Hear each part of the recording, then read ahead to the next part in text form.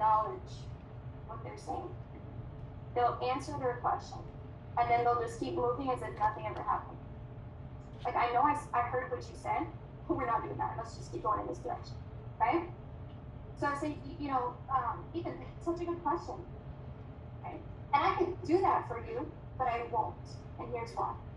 Let's say you're saving $100 a month.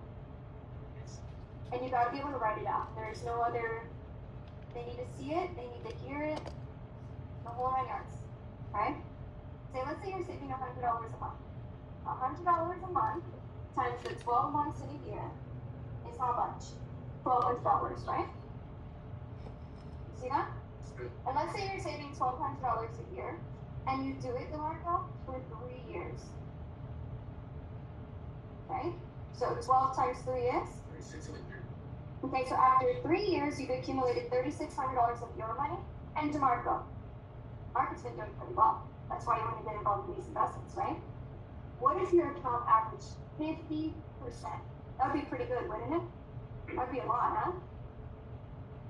See? And then I'll say, let's do the math. $3,600, Natalie, what's $3,600 times 50%? That's 1,800. That's $1,800 extra in gains that you made. 3,400. So now you gotta know a little math. You gotta take the $3,600 of their money plus what they made in the market, the $1,800.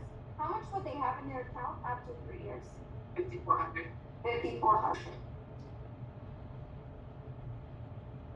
Right? Now I'd say that's pretty good, isn't it? Like you're making 50%, you're doing very well, you're saving $100 a month. I said, but what if something happens to you? What if, God forbid, the Lord calls you home, you get really sick, whatever the case might be, freak accident, you just never know. Right? Which would your family rather? And I just draw a line like this. Would you rather your family receive the $5,400, or would you rather pay that $65 for that $150,000 in coverage, and at any point, whether it's 3 years, 10 years, 30 years, receive a check for $150,000? Now, which do you think, Mr. and Mrs. Client, would benefit your family more? Which one do you think would benefit? The $150,000, right? So anybody would say that. But here's the thing, it won't happen. You only set up investments, which is why I don't do it. Because it's happened to me countless times after times where people are like, oh, how much money do I have in my account? Oh, I need it. And they take the money out, and now they have no life insurance and they have no savings. Right? So we're not doing that. I won't ruin your future like that. That won't be me. You can go somewhere else and get that kind of thing. But the right kind of person will explain to you how it works. They'll show you the value, and they'll do the right thing by you. And they'll get you set up with both. In the case that you what? What is it? That you die too soon or you? Now eventually this money will keep growing.